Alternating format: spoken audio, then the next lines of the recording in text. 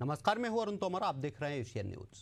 छत्तीसगढ़ में इन दिनों धर्मांतरण का मुद्दा खूब चर्चा में है। धर्मांतरण की आग दिन व दिन सुलगती जा रही है। अब नेताओं का धर्म पूछा जा रहा है, उन्हें कन्वर्ट बताया जा रहा है। दूसरी तरफ सरकार बिल लाने की तैयारी में है। जानकारी ये भी है कि मानसून सत्र में धर्मांतरण पर बिल लाया जा सकता है। दरअसल मंदिर मस्जिद धर्मांतरण पर राजनीति आम बात हो गई है, लेकिन इस बीच नेताओं के दौरे, मंदिर दर्शन इफ्तियार पार्टी और हलचल पैदा कर सकते हैं। आपको बता दें कि पीसीसी चीफ दीपक बैज उज्जैन में बाबा महाकाल के दर्शन करने पहुंचे तो डिप्टी सीएम ने तंज कसते हुए कहा कि पहले कोई भी पीएम मंदिर नहीं जाते थे।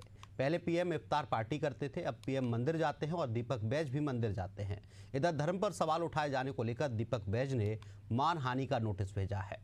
दीपक बैज ने मंत्री केदार कश्यप, बस्तर सांसद महेश कश्यप, पूर्व केंद्रीय मंत्री अरविंद नेताम को नोटिस भेजा है। उन्होंने कहा कि इनके बयान से मैं आहत हुआ हूँ। असत्य, झूठ और फरेब की राजनीति करना इनकी आदत है। इन्हें सार्वजनिक रूप से माफी मांगना चाहिए। व्यक्तिगत छवि को खराब नहीं करना चाहिए। डिबेट में जाएंगे, उससे पहले देख लेते हैं इस पर सियासतदारों का क्या कुछ कहना है। कन्वर्ट हुए हैं कि नहीं हुए हैं ये तो दीपक बैज बता पाएंगे, लेकिन जैसे उनके वक्तव्य आते हैं उस तरीके से उनका मतांतरण तो हो चुका है। आपका मनोभाव स्पष्ट होना चाहिए। देश समाज की सुरक्षा, देश समाज की उन्नति के लिए भाव होना चाहिए। बस्तर में सुख और शांति के लिए भाव होना चाहिए। जवानों के शौर्य का आपको स्मरण होना चाहिए। जवानों के शौर्य की प्रशंसा आपके हृदय से होनी चाहिए, आपके जुबान से होनी चाहिए। जिस तरह से पिछले दिनों अरविंद नेताम जी और प्रदेश के मंत्री केदार कश्यप जी और बस्तर के वर्तमान सांसद महेश कश्यप जी, ये तीनों ने जिस तरह से मेरे ऊपर धर्म को लेकर ये लोग सवाल किया और कहीं ना कहीं कि मुझे इस बात से आहत हुई है। इस पर ज्यादा चर्चा के लिए हमारे साथ बीजेपी प्रवक्ता बासु शर्मा हमारे साथ जुड़े हैं। अमित श्रीवास्तव कांग्रेस प्रवक्ता हमारे साथ जुड़े हैं। आप दोनों ही का एशियन न्यूज में बहुत बहुत स्वागत है। पहला सवाल बासु शर्मा जी आपसे, आपने दीपक बैज के महाकाल मंदिर पर दर्शन को लेकर सवाल खड़े किए हैं। धार्मिक विश्वास पर राजनीति करना कहां तक ठीक है? नहीं तोमर जी, आपने दोनों हमारे वरिष्ठ नेताओं के बयान सुनाए, उसमें कहीं पर भी उन्होंने ये नहीं कहा कि वो महाकाल मंदिर दर्शन करने जाके तो उसमें इस टाइप की कोई बातें हैं। निश्चित रूप से बाबा महाकाल, लेकिन कहीं ना कहीं निशाना तो कांग्रेस ही थी। देखिए, निशाना राजनीति में जो होता है वो ठीक है, वो अपना मायने है उसके तोमर जी, लेकिन कहीं ना कहीं कांग्रेस पे ये संरक्षण देने का आरोप, जो धर्मांतरण रहा हो और जो भी विषय रहा हो बस्तर में, वो कांग्रेस पे संरक्षण देने का आरोप लगा है उनकी सरकार में। इसको नकार नहीं सकती कांग्रेस की सरकार। देखिए, जब धर्मांतरण के खिलाफ आवाजें उठ रही थी, हमने विपक्ष में थे, काफी आवाज उठाई। और जब वहां के सुकमा के एसपी ने अपने थानेदार को पत्र लिख के, सरकार के एसपी ने सरकार के थानेदार को पत्र लिख के आग्रह किया कि धर्मांतरण तेजी से फैल रहा है, इसको रोकना अति आवश्यक है। उस समय धर्मांतर रोकने आदिवासी लोगों को पुलिस वहां पर सर फोड़ दिया जाता था। हमारे जिला अध्यक्ष, भारतीय जनता पार्टी के जिला अध्यक्ष अगर कोई ऐसे विषय में काम करते थे, जाते थे रोकने के लिए जहां धर्मांतर हो रहा है, तो उल्टा धर्मांतरण करने वालों के खिलाफ नहीं, धर्मांतर रोकने वालों के खिलाफ था।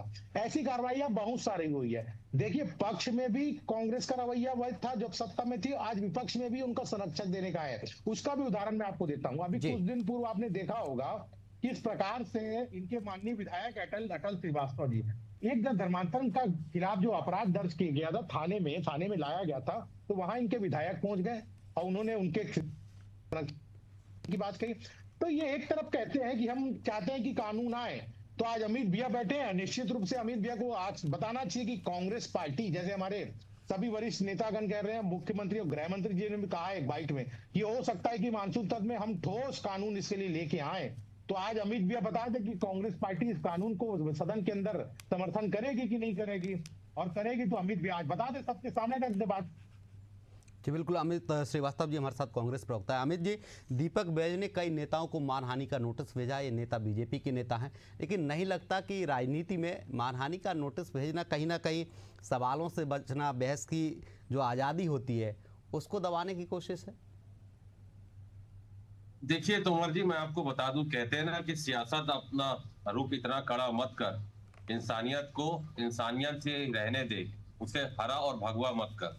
जी लगातार मैं आपके माध्यम से अभी वासु जी की बात सुन रहा था। वासु जी मेरे अनुज हैं, निश्चित तौर पे मेरे छोटे भाई हैं, लेकिन अभी जिस प्रकार का उन्होंने प्रश्न किया, मैं सारे सवालों का जवाब दूंगा। जी। मैं कहना चाहता हूं, आपने कहा कि सारे सवालों से बचने के उपाय तो नहीं है, तो लॉयर मैं आपको बता दूं कि जब मानहानि का नोटिस कोई किसी को भेजता है, तो जब वो आहत होता है, उसको ऐसा लगता है कि मेरी छवि धूमिल हुई है, और अगर कोई भी व्यक्ति किसी की इमेज को टर्निश करने के लिए और ऐसे कोई अभद्र भाषा का प्रयोग करता है जिससे समाज में उसकी जो ख्याति है वो कमजोर होती है, तो तब व्यक्ति मानहानि का नोटिस भेजता है। मानहानि का नोटिस भेजने का मतलब ये होता है कि आप अगर जवाब उसका नहीं देंगे कि आपने किस परिप्रेक्ष्य में बात की वो है, तो निश्चित तौर पे आपके ऊपर आगे कानूनी कार्रवाई की जाएगी और आपको पूरा प्रोसीडिंग से गुजरना पड़ेगा, कोर्ट में केस किया जाएगा आपके ऊपर। तो कोई भी व्यक्ति जब किसी को नोटिस भेजता है, मतलब वो मजाक नहीं होता। पहली चीज, मतलब वो व्यक्ति आहत हुआ है। और सबसे बड़ी बात कि कोई मंदिर जाए कोई ना जाए, मुझे लगता है ये व्यक्तिगत आस्था का विषय है। लेकिन तोमर जी, मेरी आवाज आ रही है आपको? जी बिल्कुल बिल्कुल, बोलिए। जी, मुझे लगता है ये किसी की व्यक्ति आस्था विश्वास का विषय है, और भारत संविधान में हमें अधिकार प्रदत्त है, क्योंकि धर्मांतरण को लेकर कोई स्पष्ट प्रावधान अनुच्छेद तो नहीं है भारत के संविधान में, कोई स्पष्ट अनुच्छेद नहीं है, लेकिन धार्मिक स्वतंत्रता जो है वो आर्टिकल 25 to 28 उसमें वर्णन किया गया है कि हर व्यक्ति को ये अधिकार है कि वो कौन से धर्म को माने, किसको पूजे और उसका किस रीति और नीति से प्रचार करे। मुझे लगता है कि आप ये कहना कि वो इन्होंने ये धर्म कह लिया, वो धर्म अपना लिया, अगर आपके पास प्रमाण है तो आप जनता के सार्वजनिक करिए। नहीं अगर आपने अभी तक किया, मतलब दीपक बैज जी का नोटिस का आपको जवाब तो देना पड़ेगा, नहीं तो हम आपको कोर्ट में घसीटेंगे, ये पक्की बात है। लेकिन आपकी पार्टी की तरफ से भी बीजेपी के लिए क्या कुछ नहीं कहा जाता? उनकी तरफ से नहीं लगता कि नोटिस आया हो कांग्रेस को मानहानि का? देखिए, हमारे नेताओं को तो इतना प्रताड़ित किया गया है, और मैं आपको बता दूं कि ये तो जो सरकार चल रही है तोमर जी, ये नफरत फैलाने वाली और साजिश रचने वाली सरकार है। अगर चाहे केंद्र में ले लें चाहे यहाँ पर ले लें, और हमारे नेताओं को तो जबरदस्ती, राहुल गांधी जी को तो 50-50 घंटे बैठा के पूछताछ किया गया। जब इनको लगता है कि अगर हम चुनाव जीत सकते हैं, हमारे अकाउंट फ्रीज कर दिए जाते हैं, लोगों को बैठाया जाता है। और आपने देखा है, आप बहुत वरिष्ठ पत्रकार हैं, आपने देखा है कि मनीष सिसोदिया की केस में सुप्रीम कोर्ट ने क्या कहा था? दोनों जस्टिस ने ये कहा था कि आपको राइट्स नहीं है किसी के ऊपर, आप एलिगेशन, अगर आपके पास प्रमाण नहीं है तो आप किसी के ऊपर भी एलिगेशन आपने लगा दिया और उसे जेल में डाल दिया, और 17 महीने तक उसे रखा गया था। मनीष सिसोदिया जी को उन्होंने स्पष्ट पूछा था ईडी से, इस 17 महीने का हिसाब कौन देगा? अभी जैसे वासु शर्मा जी कह रहे थे, जब आपकी सरकार थी छत्तीसगढ़ में, धर्मांतरण होते थे, उन्हें रोकने की कोशिश बीजेपी करती थी, तो उल्टा उन्हें ही जेल में डाल दिया जाता था। उस वक्त कांग्रेस की सरकार छत्तीसगढ़ में होती थी। एक भी ऐसा कोई केस हो तो वासु शर्मा जी बताएं। उल्टा जब हमारे एसपी ने कहा कि वहां पर धर्मांतरण जैसी कोई चीज हो रही है, लेटर लिखा, सरकार ने संज्ञान लिया, एसपी ने संज्ञान लिया। और मैं आपको रायपुर की एक घटना बताता हूँ जी। रायपुर में इन्होंने आरोप लगाया और उस व्यक्ति को इंट्रोगेशन के लिए हमारे टीआई और सीएसपी ने बुलाया पुरानी बस्ती थाने। इनके लोगों ने जाके वहां पर खूब हो हल्ला किया, उसे बयान नहीं देने दिया गया। तो कहते हैं ना कि इतनी इनकी कथनी और करनी में हमेशा डिफरेंस रहता है, एक चीज। दूसरी चीज, अगर आपकी तो डबल इंजन की सरकार है, आपने जैसा नोटबंदी लाया है, आपने जैसा जीएसटी लाया है, आप धर्मांतरण पे स्पष्ट कानून ला दीजिए कि और सख्त कानून ला दीजिए। कानून तो है, जबरदस्ती अगर कोई धर्म परिवर्तन कराता है तो उसके लिए कानून तो है। मुझे लगता है तोमर जी और सख्त कानून बना लीजिए, लेकिन आपकी इच्छा शक्ति नहीं है। लेकिन वो तैयार है, बीजेपी कह रही है आगामी सत्र में ला सकते हैं, कांग्रेस समर्थन करेगी क्या? बीजेपी कह रही है आगामी सत्र में ला सकते हैं धर्मांतरण पर कठोर कानून, क्या कांग्रेस समर्थन करेगी इसका? पहले लाए तो देखिए, पहला मुझे लगता है अभी लाया नहीं है इन्होंने। It's too early to say anything right now. First we have to see कि क्या ड्राफ्ट भैया बनाते हैं, क्या उसमें रहेंगे, क्या उसमें कंटेंट रहेंगे, और अगर उसमें कुछ अमेंडमेंट की आवश्यकता होगी, कुछ राय की आवश्यकता होगी, अगर ये चाहेंगे तो निश्चित तौर पे कांग्रेस उस पर राय देगी, कहीं कोई दिक्कत नहीं है। हम चाहते हैं कि ये बातें ना करें, लाएं उस पर कानून। लेकिन आपको मैं बता दूं कि बड़ी विडंबना है तोमर जी जी। कि देश के 28 राज्यों में ही ये कानून है जो है बात होती है, और उसमें सिर्फ 10 राज्यों में लाया गया है ये कानून। और जो रिलीजन एक्ट है 1967 में उड़ीसा गवर्नमेंट ने सबसे पहले लाया था, 1 साल की सजा, 5,000 रुपए जुर्माना। और अभी यूपी गवर्नमेंट ने और गुजरात गवर्नमेंट ने लाया है, धर्मांतरण को लेके कुछ अमेंडमेंट किया है। लेकिन मुझे लगता है एक सख्त कानून अगर केंद्र सरकार बना जाए तो सब उसको अडॉप्ट करेंगे, सबको वो फॉलो करना पड़ेगा, तो ये धर्मांतरण का मुद्दा ही खत्म हो जाएगा। लेकिन ये करना ही नहीं चाहते, इनमें इच्छा शक्ति नहीं है। जी बिल्कुल। वासु शर्मा जी, जिस तरीके से कांग्रेस प्रवक्ता कह रहे हैं कि धर्मांतरण पर कठोर कानून लेके आइए, लेकिन उसका मसौदा तैयार किया जाए कि उसमें क्या है क्या नहीं है, कांग्रेस की भी राय ली जाए इसमें। देखिए अरुण जी, निश्चित रूप से वो सदन पे आएगा, सदन पे चर्चा होगा, उसी के बाद वो पास होगा। देखिए नियत स्पष्ट होना चाहिए अरुण जी, अगर धर्मांतरण के खिलाफ हम हैं तो नियत स्पष्ट होना चाहिए कि हाँ भाई आप कानून लाजिए, आप कानून देखेंगे, उसके बाद समर्थन करेंगे। निश्चित रूप से ये कहना चाहिए कांग्रेस पार्टी को। दूसरी बात अमित भैया ने कही कि बहुत सारे विषय में हमारे उसके बाद देखेंगे। जिलाध्यक्ष को गिरफ्तार किया गया था, नारायणपुर के जिलाध्यक्ष को भारतीय जनता पार्टी गिरफ्तार किया गया था गंभीर अपराधों में, 3-4 महीने वो जेल पे रहे थे। और रायपुर की बात जो अमित भैया कर रहे हैं उसमें युवा मोर्चा के कार्यकर्ताओं के खिलाफ तो भी कितने सारे अपराध दर्ज कर दिए गए थे। और अमित जी जो कह रहे हैं कि पुलिस वालों ने थाने में उनको लाया था, ऐसा नहीं है अमित जी, उनको पकड़ के वहां के बस्ती वालों ने लाया था। युवा मोर्चा साथ में था, भारतीय जनता पार्टी के कार्यकर्ता साथ में थे, ना कि उनके ऊपर कार्रवाई करने के बजाय भारतीय जनता युवा मोर्चा के कार्यकर्ताओं पर कार्रवाई की गई। ये साफ दिखाता है कि किस प्रकार का संरक्षक आपकी सरकार में उसको मिल रहा था। ये स्पष्ट है। और भारतीय जनता पार्टी की सरकार बनने के बाद तोमर जी कहीं पर भी ऐसी बात निकल के आई है तो किसी के भी संरक्षण की बात तो छोड़िए, कोई भी उसके खिलाफ अगर खड़ा होता है तो उसके ऊपर भी कार्रवाई की जाती है। यह निश्चित रूप से मान के चलिए, क्योंकि माननीय विष्णु देसाई जी जसपुर से आते हैं, वो उन्होंने देखा है उसका दर्द, आदिवासी भाई बहनों ने झेला, जिस प्रकार से लोग लालच दे के ये धर्मांतरण कराने लोग आगे बढ़ रहे हैं। और दूसरा मैं तो ये भी कहना चाहता हूँ, लेकिन बासु जी अब तो डबल इंजन की सरकार है, यहाँ भी आपकी सरकार है, केंद्र में भी आपकी सरकार है। अब ऐसे में धर्मांतरण अगर हो रहा है तो कहीं ना कहीं देखा जाए सरकार की नाकामी है। अगर धर्मांतरण जबरन कराया जा रहा है, लोभ लालच से कराया जा रहा है, तो सख्त कार्रवाई कीजिए। देखिए तोमर जी, अगर मैंने वही सवाल ऐसा है कि धर्मांतरण हो रहा है, हम संरक्षण दे रहे हैं, तो बात समझ आती है कि हम रोकने का प्रयास नहीं। क्या कहना चाह रहे हैं? जो धर्मांतरण को संरक्षण दिया जा रहा है कांग्रेस की तरफ से दिया जा रहा है? बिल्कुल दिया जा रहा है, तो साफ दिख रहा है ना। अब इनके विधायक खुद जाके थाने में सपोर्ट करते हैं ऐसे लोगों को। पिछली सरकार में सरकार के इस्तीफा पत्र लिख के आग्रह कर रहे थे, हमारे पार्टी के नेताओं पर FIR हो रहे थे अगर वो धर्मांतरण। ये तो स्पष्ट दिखा रहा है ना कि कौन संरक्षण दे रहा था। दूसरी बात मैं तो ये करना चाहता हूं, अगर इन्होंने बस्तर में काम किया होता, बस्तर में पिछले 5 साल, आज हम पे सवाल उठाए कि धर्मांतरण पे कानून लाइए, 5 साल तक भूपेश बघेल जी की सरकार थी, क्यों आपने कभी सुना कि हमारे मुख्यमंत्री डंके की चोट पे कह रहे हैं कि हम कानून लाएंगे और सख्त कानून लाएंगे? कभी भूपेश बघेल जी के मुंह से सुना आपने कि वो कह रहे हैं कि हम कठोर कानून लाएंगे और जल्द से जल्द हमारी सरकार में लाएंगे? कभी ऐसा सुना? नहीं कह पाएंगे वो। आज भारतीय जनता पार्टी में होगा, वो तो कह रहा है कानून पहले से अगर कोई जबरन धर्मांतरण कराता है तो उसके खिलाफ कार्रवाई हो सकती है, थाने में शिकायत की जाए तो। बिल्कुल अरुण जी, आपका बात बहुत सही है, बहुत अच्छा सवाल है। देखिए धर्मांतरण कराने वाले लोग भी टेक्निक का इस्तेमाल कर रहे हैं। आजकल जो धर्मांतर है आदिवासी इलाकों से छोड़ के कुछ जगह शहरों में भी होने चालू हो गया। अब आप देखेंगे कि उनके धर्मांतरण कराने का तरीका में काफी बदलाव हुआ है। अब अगर कोई धर्मांतरण कोई महिला है तो उसको चूड़ी बिंदु सिंदूर लगाने की आजादी है, यानी आप पहचान भी नहीं पाएंगे। वो कन्वर्ट हो गए हैं लेकिन आप पहचान नहीं पाएंगे। ये टेक्निकल जो मामले हैं टर्म्स है, जो उसको देखना पड़ेगा किस प्रकार से उन लोग धर्मांतरण कराने लोग अपना रूप बदल रहे हैं, उस प्रकार से कानून में उसको भी कानून का मसौदा तैयार किया जा रहा है। निश्चित रूप से गृह मंत्री जी ने कहा है तो इस पर थोड़ा इंतजार करना चाहिए। हम ठोस कार्रवाई करेंगे, ठोस कानून लेके आएंगे। जी बिल्कुल। कांग्रेस प्रवक्ता अमित श्रीवास्तव जी। अमित जी, जिस तरीके से बीजेपी कह रही है कि कांग्रेस समर्थन करती है धर्मांतरण वालों का, आपके विधायक पत्र लिखते हैं, आपके विधायक उनके पक्ष में आ जाते हैं। देखिए कहते हैं ना, जिंदगी वक्त के बहकावे में है और भाजपा के राज में हर व्यक्ति तनाव में है। और वासु जी ने लगा दिया पानी पे तौबत, ये नहीं सोचा छेद तो इनकी नाव में है। मैं लगातार कहना चाहता हूं तोमर जी कि जिस प्रकार से मैंने अभी कहा कि कानून तो है और भारत के संविधान में जैसा मैंने कहा कि स्पष्ट अनुच्छेद नहीं है, लेकिन अगर आप कोई बलपूर्वक, लोभ लालच से और कपट पूर्वक अगर कोई भी एक धर्म से दूसरे धर्म में जबरिया किसी प्रभाव या बहला फुसला का धर्म परिवर्तन करवाता है, वो गैर कानूनी है।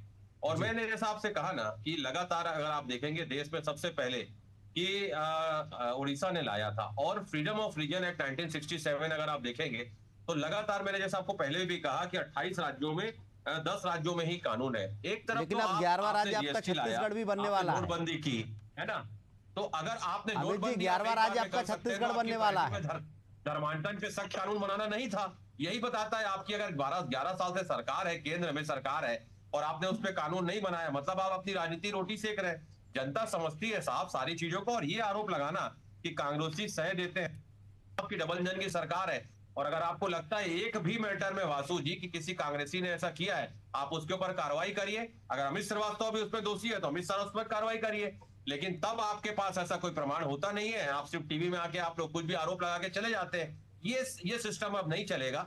अगर आप आरोप लगा रहे हैं, तथ्यों के साथ आरोप लगाइए कि हाँ ये कांग्रेस नेता ने हस्तक्षेप किया था, इसने जबरिया लेकिन करवाया। अमित जी, वासु तो जी ने सिर्फ जिस तरीके से आरोप अभी लगा कहा था देना- कि जब सरकार आपकी थी तब वो धर्मांतरण रोकने के लिए जाते थे तो उनके कार्यकर्ताओं को अरेस्ट कर लिया जाता था, उनके युवा मोर्चा के अध्यक्ष अच्छा, हाँ, तक को अरेस्ट कर लिया जाता था। एक चीज सोमर जी, मैं एक चीज और कंप्लीट कर देता हूँ। जी। वासु जी ने कहा कि हमारी सोच नहीं है और हमारे जो पूर्व मुख्यमंत्री हैं उन्होंने कोई कानून नहीं लाया। तो मैं आपको बता दूं कि हमारे समय में ही एफिडेविट देना स्टार्ट हुआ था और ये कहा गया था कि अगर आपको धर्मांतरण करना है, अगर स्वेच्छा पूर्वक किसी को करना है तो वो एफिडेविट दे।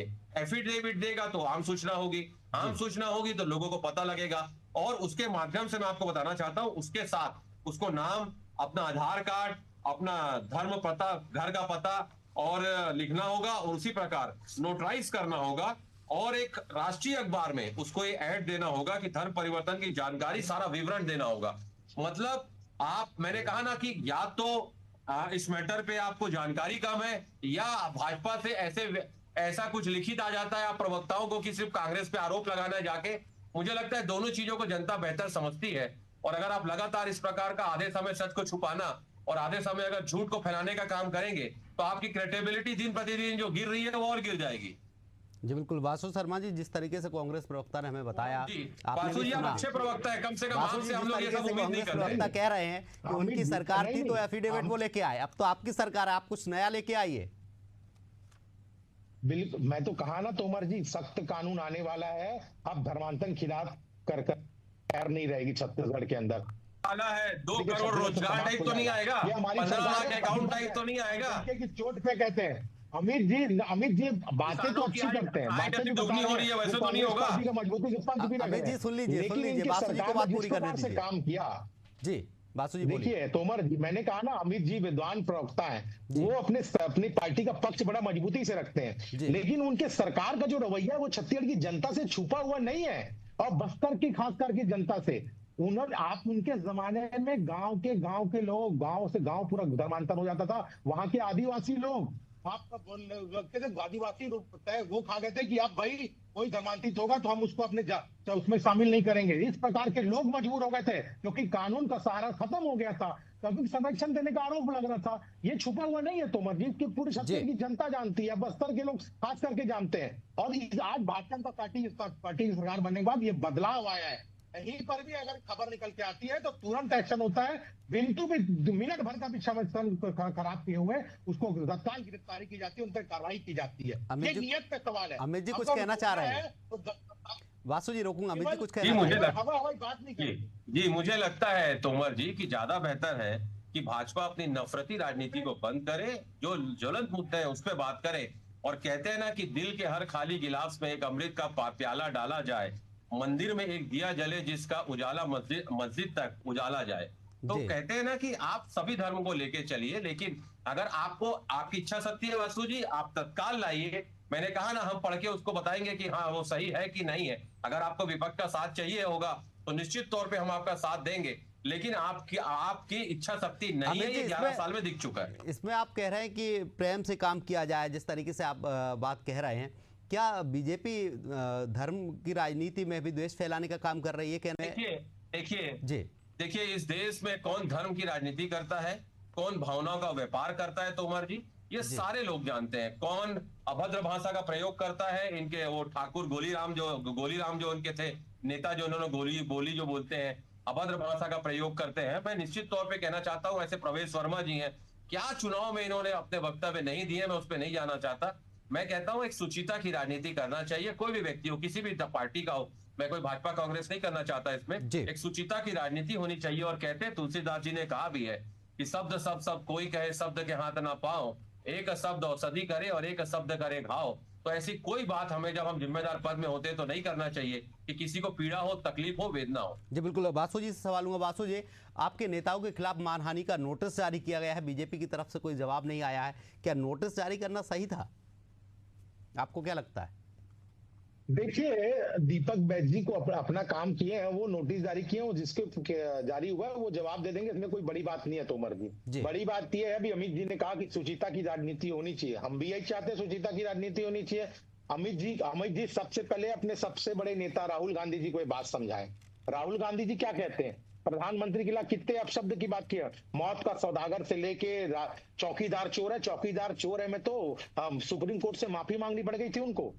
तो इस टाइप की बातें वो इतने बड़े नेता ना करें, और इस टाइप की सुचिता की राजनीति होनी चाहिए। अमित जी भी बिल्कुल सही कह रहे। तो सबसे पहले अपने पार्टी के नेताओं को अपने आप से बताइए कि भाई आप भी सुचिता की राजनीति किए, तब बात होगी। और प्रधानमंत्री जी को आप देखा होगा, इसके बाद भी बड़ी शालीन तरीके से बात करते हैं, कहीं पर भी और ये कहते हैं कि लोकतंत्र खतरे में है, प्रधानमंत्री के खिलाफ इतने सारे शब्द बोल दिए जाते हैं, इनको लोकतंत्र खतरे में लगता है।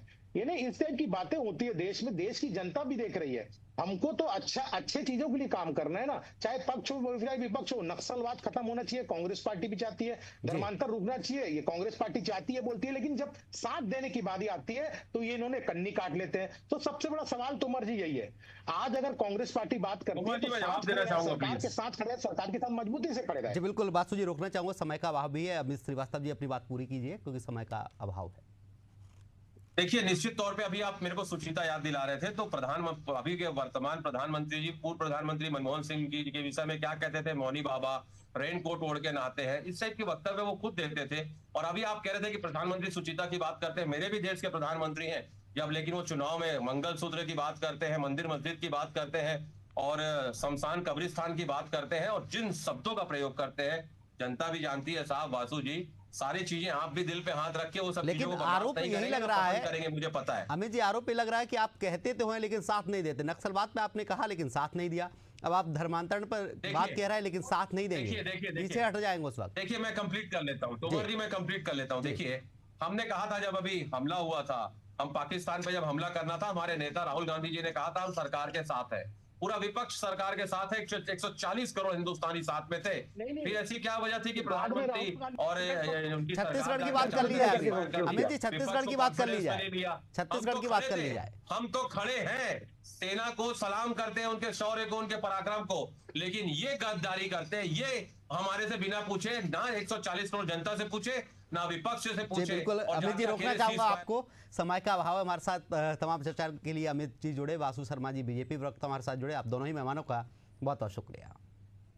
तो जिस तरीके से देखा जाए, धर्मांतरण के मामले में कौन सही है और कौन गलत, ये तय करने से ज़्यादा जरूरी है कि छत्तीसगढ़ की राजनीति कब धर्म से ऊपर उठेगी, मंदिर मस्जिद की सियासत के बीच जनता की आवाज़ कहीं गुम ना हो जाए, यही इस डिबेट का सबसे बड़ा सवाल है। फिलहाल के लिए हमारे इस डिबेट में इतना ही। आप देखते रहिए एशियन न्यूज़। नमस्कार।